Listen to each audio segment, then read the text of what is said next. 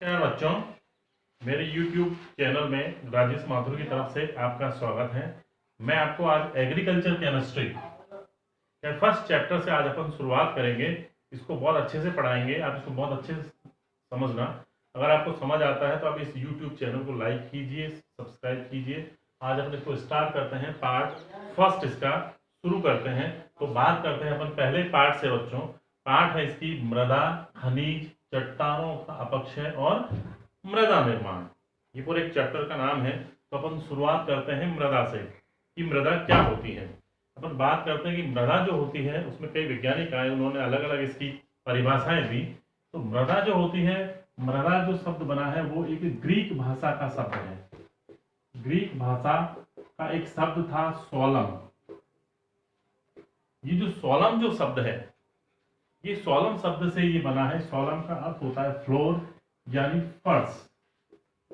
फर्श का मतलब हो गया सबसे ऊपरी जो परत होती है, यानी पृथ्वी का जो सबसे ऊपर का जो परत होती है उसे ही क्या कहा गया, मृदा कहा गया। यानी मृदा जो होती है वो फर्श की तरह कार्य करती है पृथ्वी के लिए। यानी पृथ्वी का जो सबसे ऊपरी भाग जो होता है, ऊपरी सतह जो होती है, वो ही क्या कहलाती है, मृदा कहलाती है। तो मृदा जो एक ग्रीक भाषा का शब्द है जिसको सोलम से लिया गया, और सोलम का अर्थ होता है फर्श यानी फ्लोर। जिस तरह से पृथ्वी का सबसे ऊपरी परत जो होती है वो मृदा का निर्माण करती है। तो मृदा के बारे में कई प्रकार की बातें हुई। देखते हैं जैसे हम कि यह एक क्या है, त्रिविमीय प्राकृतिक पिंड होता है जिसकी लंबाई, चौड़ाई और गहराई होती है। यानी ये लंबाई में भी होती है, चौड़ाई में भी होती है और इसकी कुछ गहराई भी होती है, इसकी डेप्थ भी होती है। मृदा जो है कुछ अंदर तक पाई जाती है, इसकी लेयर जो होती है। इसलिए हम कहते हैं कि यह एक त्रिविमीय प्राकृतिक पिंड है जिसकी लंबाई, चौड़ाई और गहराई होती है। यह पौधों के लिए एक यांत्रिक आधार, यानी पौधे जो होते हैं उनको एक सपोर्ट प्रदान करती है ताकि पौधे जो हैं अपनी पृथ्वी पर स्थिर अवस्था में रहें, इधर उधर गिरे नहीं। इसलिए उसको एक यांत्रिक आधार प्रदान करती है, उसको जल उपलब्ध करवाती है और पोषक तत्व भी प्रदान करती है। ठीक है, तो मृदा जो होती है इतने प्रकार के कार्य करती है। इसके लिए मुख्य रूप से दो वैज्ञानिक आए, एक तो थे जोफे मार्बट और दूसरे थे बेकमैन ब्रेडी। इन दोनों ने इस मृदा की एक कंप्लीट परिभाषा दी, पूर्ण रूप से इसको परिभाषित किया कि वास्तव में मृदा की कंप्लीट परिभाषा क्या हो सकती है। तो देखें, अपन पहले देखते हैं जोसेफ और मार्बट के अनुसार मृदा की क्या परिभाषा हो सकती है। तो इसके अनुसार क्या है, इन्होंने कहा कि मृदा एक प्राकृतिक पिंड है, एक नेचुरल पिंड है जो प्राकृतिक पदार्थों पर प्राकृतिक बलों के प्रभाव से विकसित हुई है। प्राय भिन्न भिन्न गहराइयों के खनिज एवं कार्बनिक अवयवों के संस्तरों, यानी जो लेयर्स होती है, अलग अलग स्तर होते हैं, संस्तर के अनुसार इसके भेद किए गए। यानी अलग अलग इसके भेद होते हैं, अलग अलग प्रकार को इसमें विभाजित किया गया।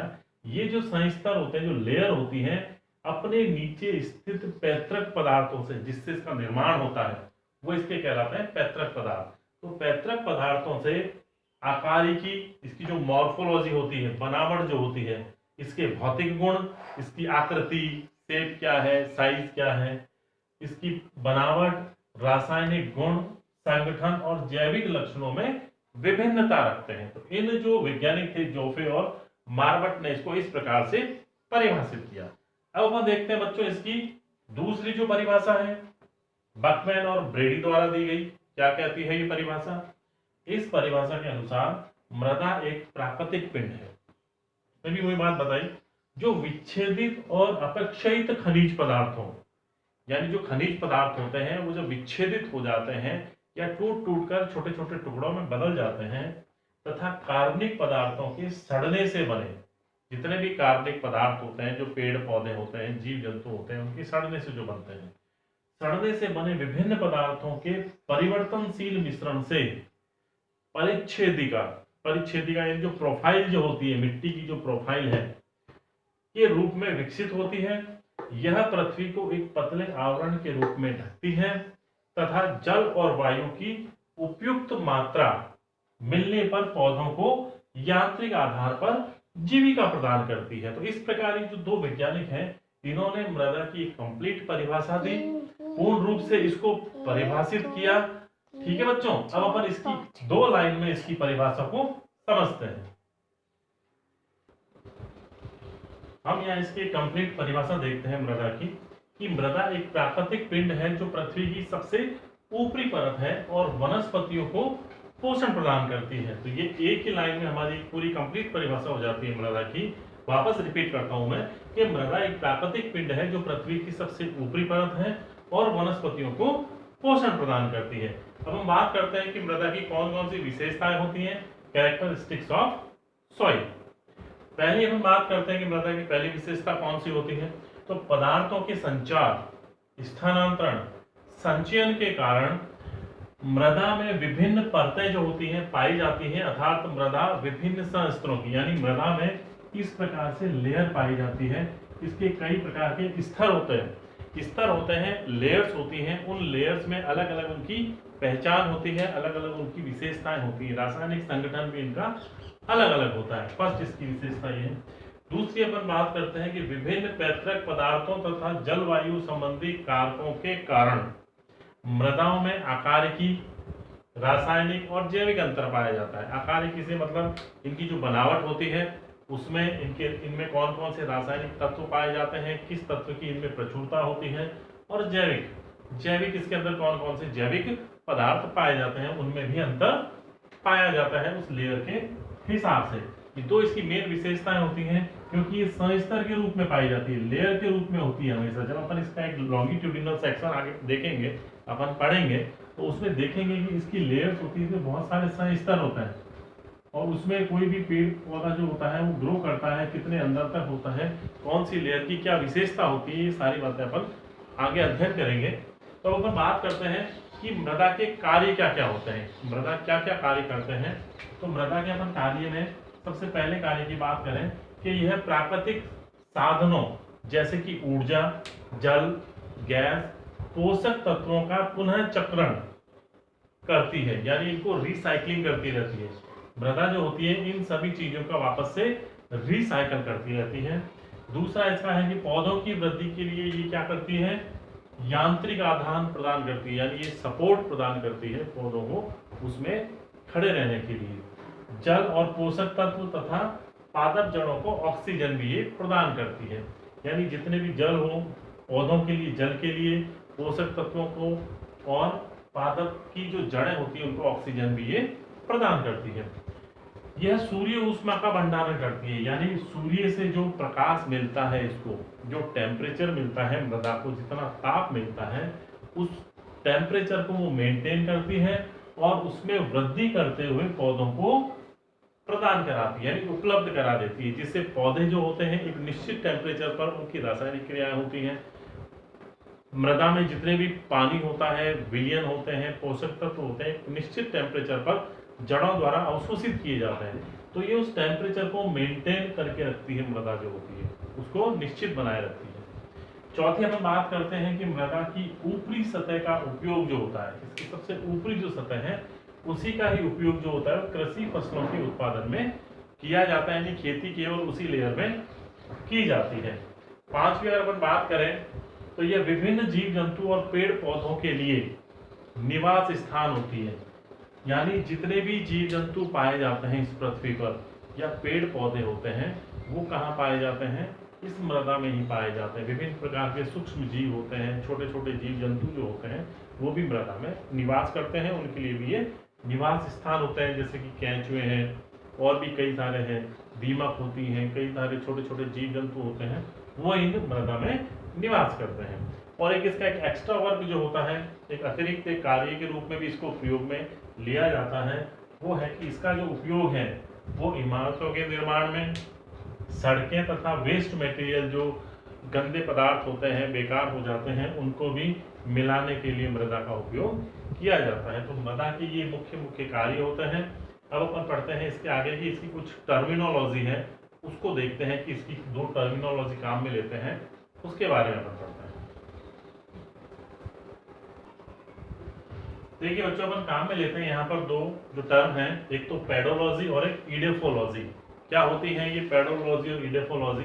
ये पेडोलॉजी जो है वो विज्ञान की वह शाखा है जिसके अंतर्गत मृदा के जन्म, निर्माण तथा वितरण का अध्ययन किया जाता है। यानी इसमें 3 बातों का अध्ययन किया जाता है। एक तो मृदा का जन्म, यानी मृदा किस प्रकार से बनती है, इसका निर्माण कैसे होता है, उत्पत्ति इसकी कैसे होती है, निर्माण कैसे होता है, और इसका वितरण किस प्रकार से ये फैलती है। इनका अध्ययन जब किया जाता है तो उसे हम कहते हैं पेडोलॉजी। दूसरे जो है इडेफोलॉजी। इडेफोलॉजी क्या कहलाती है? इसको मृदा शास्त्र भी कहा जाता है। विज्ञान की वह शाखा जिसमें मृदा का अध्ययन उच्च पादप समुदाय के दृष्टिकोण से किया जाता है, उसे हम इडेफोलॉजी कहते हैं। ठीक है बच्चों, फिर हम बात करते हैं कि प्रश्न कई बार पूछा जाता है कि पौधों की वृद्धि के लिए मृदा एक आवश्यक माध्यम है।